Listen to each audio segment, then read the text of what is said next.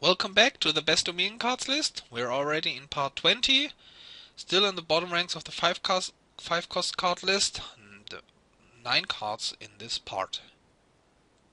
Rank 86 Tribute.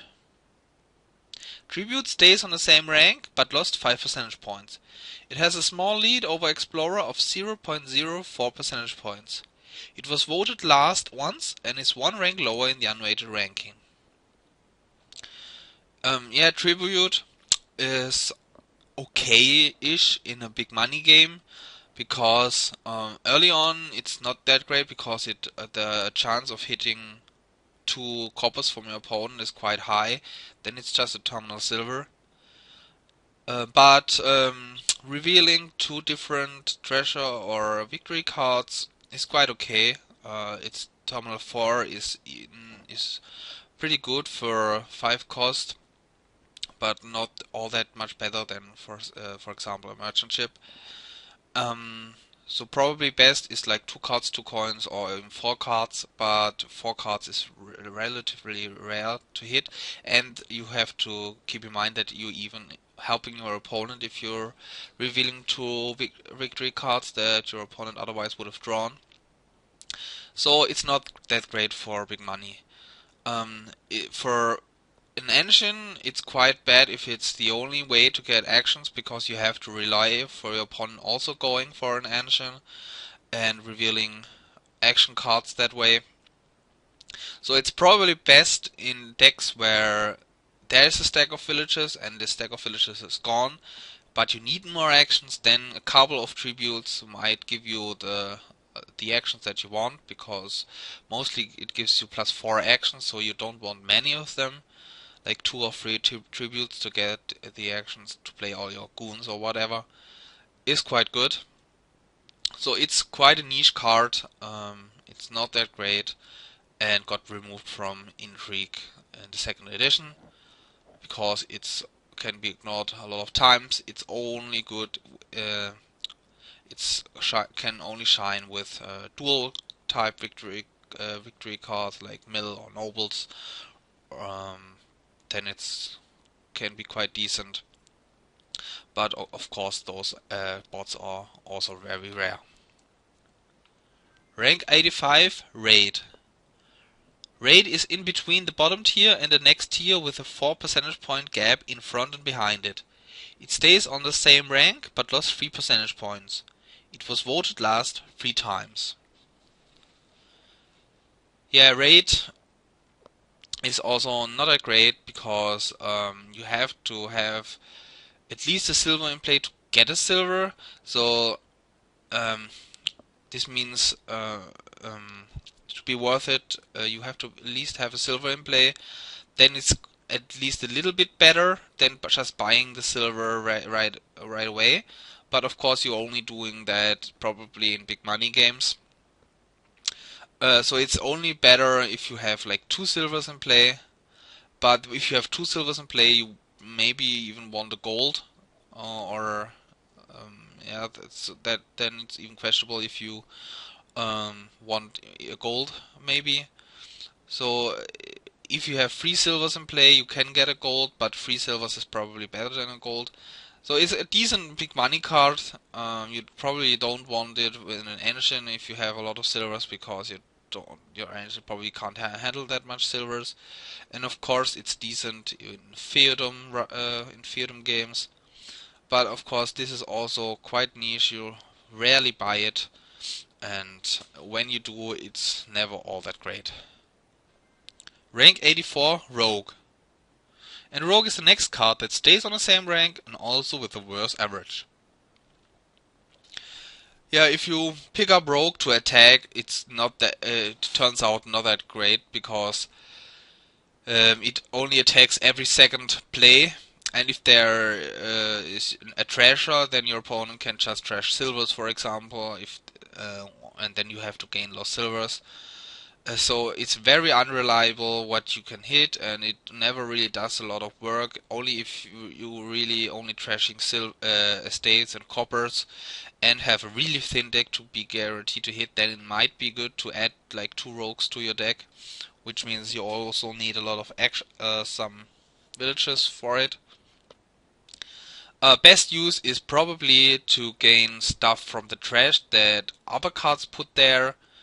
So a trash for benefit card, so trashing a border village and getting the border village back from the trash, or using like now Lurker to put something in the trash and use Rogue to get it back. Something like that is quite nice, and probably the usual use case for Rogue to do that. For example, it's really nice in rebuild games because there are duchies in the trash that you want, and Rogue just gains them right away. So this makes Rogue also in a lot of cases ignorable because the attack is not that hurtful, but with trash or benefit, a Rogue can be a nice addition. Rank 83, Pillage. And the fourth card in a row which is on the same rank but lost its average. It is one rank higher in the unweighted ranking.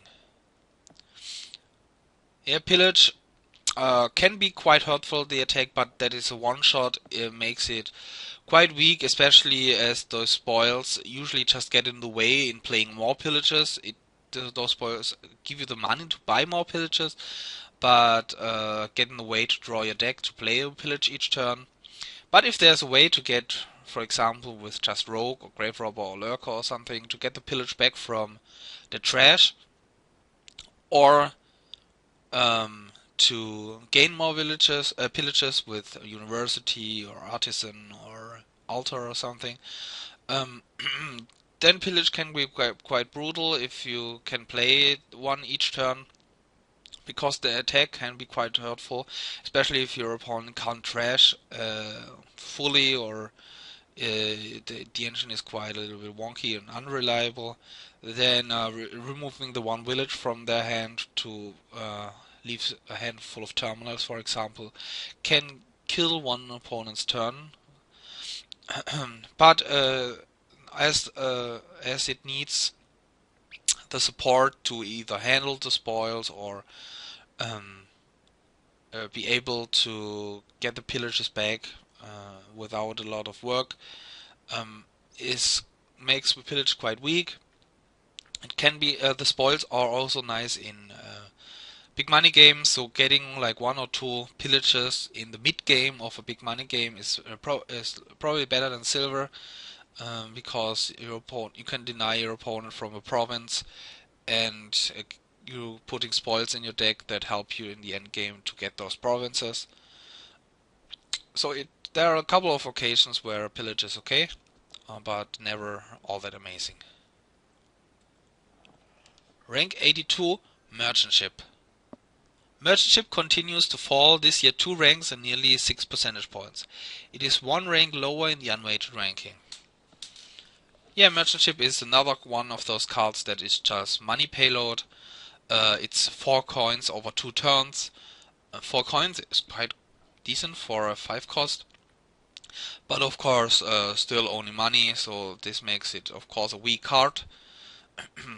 If there's, for example, a border village, then you might want to pick up border village merchant ship in a big money game over gold, because you can usually play all those merchant ship you get. So you get merchant ship on 5 and on 6 border village merchant ship. Then merchant ship is just better than gold because you can play all of them. But in a straight big money game like getting free merchant ships is also probably better than getting gold. So this is a decent big money card. It can also help in engines with getting you a little bit more money without playing only playing only a half a terminal, basically. But if you want money, it does it for you, but it's never shines in any game because it's just money payload. Rank 81, Venture. Venture continues to fall as well. This year 4 more ranks and over 8 percentage points. Yeah, at the beginning of before this list started, Venture was voted by Fury as an honorable mention as for the top 5 non-attack cards for 5. which is just ridiculous. If you're looking at it now, it's 81. Yeah, because if you trash down and go for money, then it's of course amazing. But whenever do you do that? I've played Chapel Venture deck for a long time. Um, so this is of course not that great anymore. It's another one of those cards that's just um, money payload. You can do nice tricks if you go for example for Courtyard Big Money. You can put a victory card on top of your deck and just discard that with Venture later. So Courtyard Big Money likes Venture a lot, but otherwise Venture is just yeah, just better than silver in just majority of the cases, unless of course you draw your deck. Then you just rather buy a silver, which makes a Vanisher of course even weaker, because in a lot of cases you draw your deck engine, and then Vanisher is just a copper for 5, which is just terrible. Rank 80 Mint. Mint loses 1 rank and therefore continues to be around the same rank. It has a solid lead of over 4 percentage points over Venture. Yeah, Mint is one of those cards that I find hard to rank, because the on-play effect is of course not that great, unless it's a special kingdom treasure card like a harem, or in a big money game, or a Horn of Plenty of course is really nice, or maybe a counterfeit or something. But you don't usually gain a lot of them. Um, Treasure cards, some of them are nice, but you don't want like 10 of a treasure card in an engine. What makes Mint great is of course the on buy effect. So if you have 5 on turn 3 with 5 coppers, Mint is just amazing and can win you the game. But this makes it hard to rank. I mean, Stonemason is ranked high only because of on its on buy effect, not of its on play effect, and it's ranked really high because of it. I think this means Mint should be ranked higher as well, because the on buy effect is just amazing a lot of times. The problem though is you can't really rely on it, because you have to get lucky to get only coppers in hand and hit 5, and yeah, and have already a gold or something to be able to hit higher price points even after you have trashed your coppers. So hitting 11 with 2 buys and a lot of coppers in play, a gold mint buy is pretty good. Then you can mint golds and some golds at least, and have trashed a lot. Yeah, Mint is tricky to rank because of that. You can't really rely drawing a lot of coppers in hand unless you have like a tactician in play, or already a draw engine going. Um, but I still think Mint should be a little bit higher, because I can remember a lot of games where I won or lost because one of either I or my opponent got a Mint at the exact right moment. Rank 79 Treasury. Treasury loses 3 ranks and over 3 percentage points. It is 1 rank higher in the unweighted ranking. Treasury is the weakest of the 5 cost peddler variants, because the additional benefit to put this card on top of your deck is just the weakest. I mean, it's still decent. You can open Treasury, which is nice if you want to hit, for example, Platinum in a colony game. Then opening Treasury can help you to hit high price points for a long time, because the game takes a long time until you buy victory cards, because it takes a while until you hit 11. And then the effect helps you quite a lot of turns.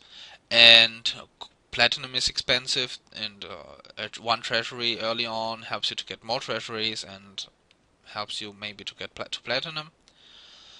But usually you just want to trash first and build your economy later, and then a treasury late is not that great anymore.